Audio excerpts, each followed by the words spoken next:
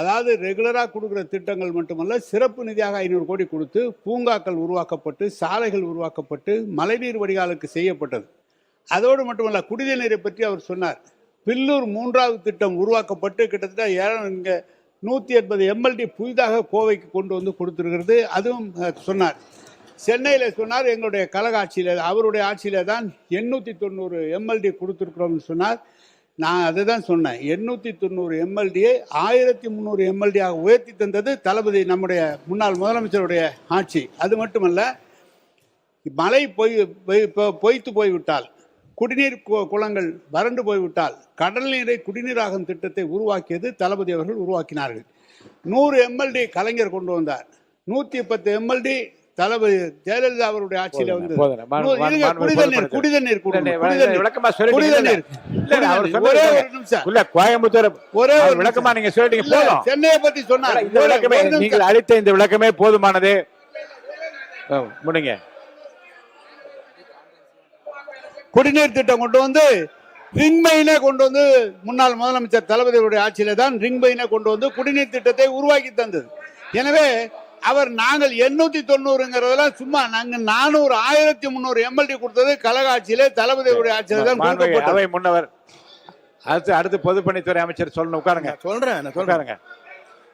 மாண்புமிகு பேரவைத் தலைவர் அவர்களை, அவையில் இது போன்ற நிகழ்வுகள் நடைபெறுகிற போதுதான் ஒரு மரபாக அவை கடைபிடித்து வருகிறது.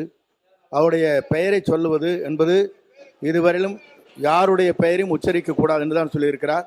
நீங்கள் உணர்ச்சி வசப்பட்டு பேசிவிட்டீர் என்று நினைக்கிறேன். மாற்றிக்கொள்ளுங்கள். அவரே சொல்லிட்டார், அம்மையார் என்று சேர்த்துக் கொள்ளுங்கள் சொல்லிட்டார். விட்டுருங்க. பொதுப்பணித்துறை அமைச்சர் போதானே, உட்கார் சொல்லிட்டாங்க. மாண்பு உறுப்பினர் உட்காருங்க. உட்காருங்க. நீ உட்காருங்க. அவர் பேரவைத் தலைவர்களே, தென்னகத்தின் மான்செஸ்டர் என்று தான் கோயம்புத்தூருக்கு ஒரு இண்டஸ்ட்ரி இருக்கிறதால சொல்வதுண்டு. அந்த மாநகராட்சியை வளர்க்க வேண்டும் என்ற அடிப்படையில் தான் அந்தந்த ஆட்சிக்கு வருகிற பொழுது அதுக்கு முக்கியத்துவம் தரப்படுகிறது.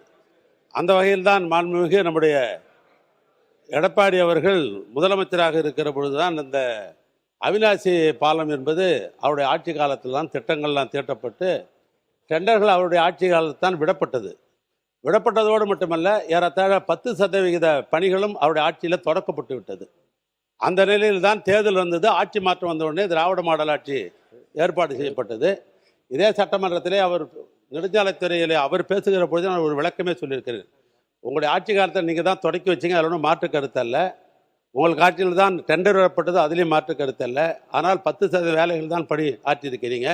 இப்போது நாங்கள் 2021-22 நிதியாண்டில் அதற்காக ஏறத்தாழ 90% பணம் எங்களுடைய பட்ஜெட்டில் நாங்கள் பணம் ஒதுக்கித்தான் அந்த பணி 10.5 கிலோமீட்டர் அந்த பாலம் அது கட்டப்பட்டது என்று ஏற்கனவே சட்டமன்றத்தில் பேசப்பட்டு அது குறிப்பில் இருக்கிறது. அதோடு மட்டுமல்ல, தென்னகத்தோட விஞ்ஞானி என்று சொல்லப்பட்ட அந்த பகுதியுடைய மக்கள் எல்லாம் கோரிக்கை ஏற்று அப்பொழுது திராவிட மாவட்டத்தில் எங்களுடைய முதலமைச்சர் அவர்கள் ஜிடி நாயுடு என்கிற பெயரில் அந்த பாலம் பெயர் வைக்கப்பட்டு அவர் திருக்கரத்தால் சேர்க்கப்பட்டது.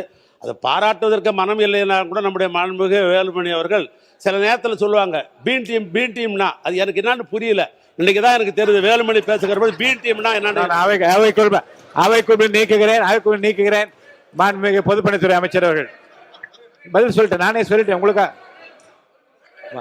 மாண்புமிகு முன்னாள் முதலமைச்சர் எடப்பாடி கே பழனிசாமி அவர்கள். மாண்புமிகு பேரவைத் தலைவர்களே, கோவை மாநகரம் வளர்ந்து வருகின்ற மாநகரம், போக்குவரத்து நெரிசல் இருக்கக்கூடாது என்பதற்குத்தான் அவனாசியில் 10 கிலோமீட்டர் நீளமுள்ள மிகப்பெரிய பாலம் 1652 கோடியில் நாங்களே அடிக்கல் நாட்டி 45% பணிகள் முடியப்பட்டது. எஞ்சிய பணிகள் தான் அவர்கள் வந்து தொடர்ந்தாங்க. ஏன்னா அடுத்தாட்சி வந்ததா தொடர்ந்து அவனை வேற வழி கிடையாது. அதில் 3ஆம் கூட்டுக்குடி திட்டத்தை நாங்கள் நிறைவேற்றலாம். அவருடைய துணை முதலமைச்சர் போய் திறந்து வச்சார். அதுதான் நிலப்பாடு. அதோட மேற்கு புறவழிச்சாலை, பல திட்டங்கள், பல பாலங்கள் உருவாக்கியது அதிமுக ஆட்சியில், பல பூங்காக்கள் உருவாக்கியது அதிமுக ஆட்சியில் தான். மாண்புமிகு பொதுப்பணித்துறை அமைச்சர், மாண்புமிகு பொதுப்பணித்துறை அமைச்சர், மாண்புமிகு பொதுப்பணித்துறை அமைச்சர் சொல்லிட்டாங்கண்ணே. மாண்புமிகு பொதுப்பணித்துறை அமைச்சர் மாண்புமிகு பாருங்க. நீங்க மாண்புமிகு பேரவைத் தலைவர்களே, இன்றைக்கு முன்னாள் அமைச்சர் ஏபா வேலவர் முழு பூசணிக்காவே சோத்துல மறைக்கிறார். அதான் எங்களுக்கு முன்னாள் முதலமைச்சர் சொன்னார். 55% பணி முடிஞ்சிருக்கு. அது மட்டும் கொரோனா வந்த காலத்தான் அந்த பால பணி நின்றுச்சு, முழுமையாக முடிச்சிருப்போம்.